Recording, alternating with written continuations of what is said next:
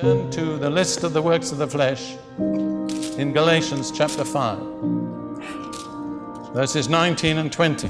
Now, I want to say that in various translations, different words are used. Some translations say witchcraft, some say sorcery, and so on.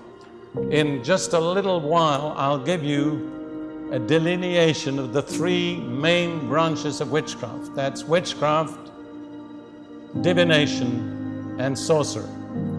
But you find here in this passage, some translations say witchcraft, some say sorcery. Let me say they're really just different names for the same power.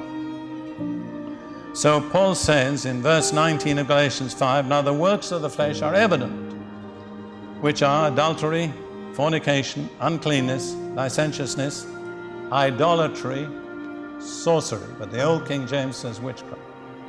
So there, right in the middle of the list of the works of the flesh, are idolatry and witchcraft. That is, they're the expression of man's carnal, fallen nature.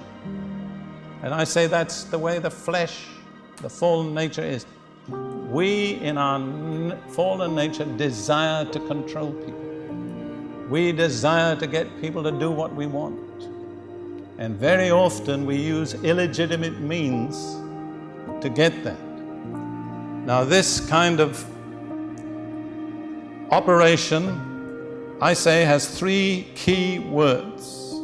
And I want you to listen carefully, because wherever you encounter these operations, you are encountering witchcraft.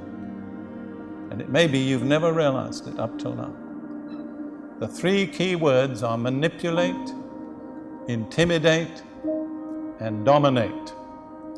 Now, the end purpose is dominate, control people, make them do what you want.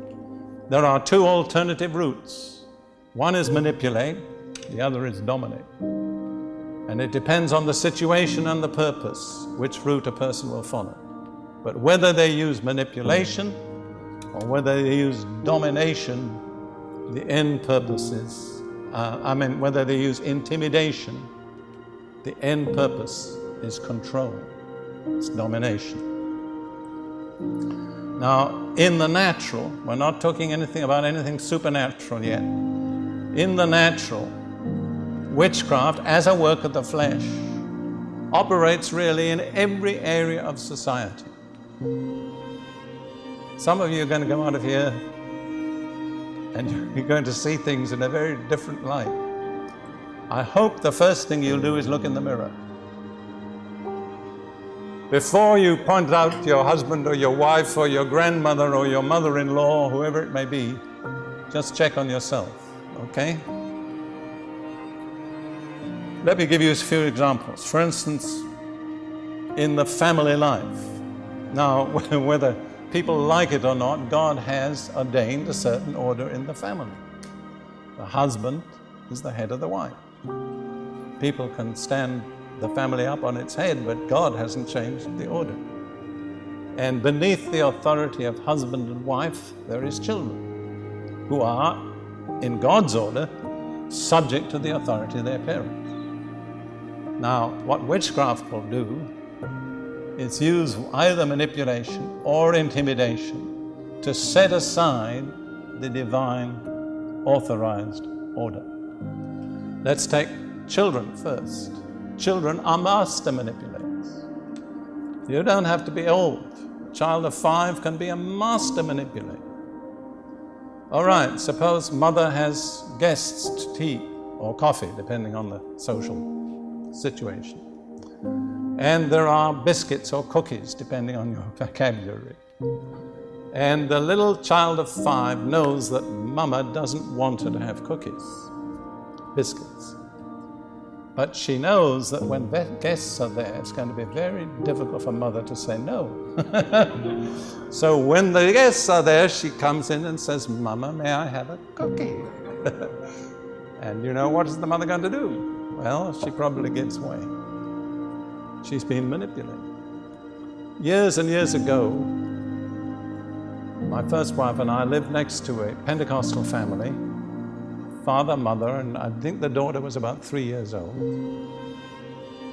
Now, in those days, people used to go grocery shopping on Saturday nights. So when they dressed up to go out grocery shopping on Saturday night, the little girl was a little angel. She toddled along happily. When they wanted to go to the Sunday school on Sunday morning, that little creature would lie on its back and scream with her legs in the air to prevent the parents getting to the place where they needed to be. Now, that little girl didn't reason, but there was a force in her that had no objection to the parents going to the grocery store, but strongly rejected the parents going to the place where they could hear the Word of God. So you begin to work that out.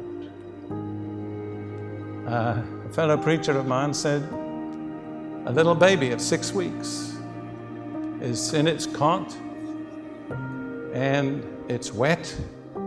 It needs to have its diaper or its nappy changed. So it cries.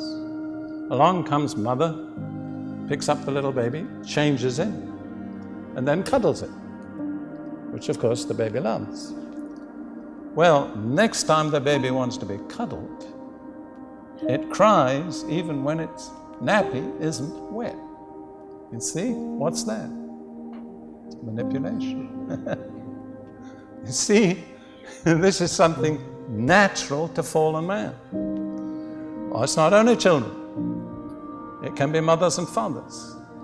Now, the normal way for a woman to operate is manipulation. The possible way for a father to operate is intimidation. See? But each of them has the same aim, control the other. So the wife doesn't get her way. She throws a tearful fit, burns the food, and makes her husband's life miserable. So in the end, what does he do? He gives way. Or it's the husband. Now, there's many different ways this can happen, but the husband may be a brute. He may be a strong man with a bad temper, and if he doesn't get his way, he shouts and becomes violent and threatens. And the whole family tiptoes around. The one thing they want to avoid is another fit of temper by daddy. What's he doing? He's intimidating her. What's his aim? To get his way. You see, it can well be that a husband and wife have differences. The divine order is that they talk it out face to face, prayerfully, and seek God. But manipulation never faces the real issue. It always goes round behind. The real issues are never brought out into the light. And there are, who knows how many millions of married couples, even in this land, that never really bring their differences out into the open. But each tries to go round behind the other to get what he or she wants. That's manipulation. You take the church. There's many, many examples of manipulation in the church.